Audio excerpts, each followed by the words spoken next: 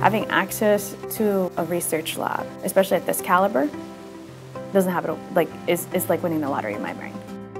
Bridging the Gap 2 is a 10-week summer program exploring nutritional science. It is directed towards minority students and underrepresented people.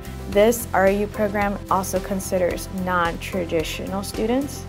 There were a lot of students that aren't even nutrition majors. There were pharmacy, nursing, also biology. Each participant is placed in a lab. There was like a big range of options. Some of them were community nutrition, nutritional biochemistry, food quality and assurance, clinical nutrition. At first, I felt like how when kids are learning to walk, I felt like I didn't even know how to crawl. It's hard because you're like, I can't learn 30 years worth of stuff, and you don't need to, right? But how do you sift through all of that? You gotta ask questions, you gotta ask your PI, you gotta ask the graduate students so you can get to the crux and what's important, then get caught up in all the little details, and then the details will come with time. I learned a lot about new lab techniques. I used equipment that I never really thought I would ever use before. I feel like I learned pretty quickly, kind of the ropes of it. I feel like I'm definitely have so much more to learn,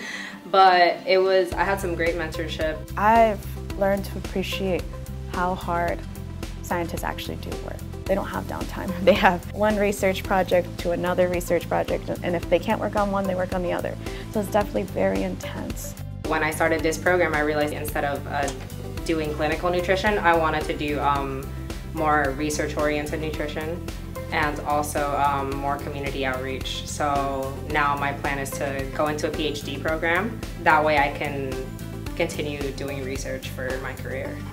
One thing I realized I want to do is experimental research. I realized I do want to be in a lab. I want to work hands-on. I've been fortunate enough to get that experience here. I've definitely made my wish come true.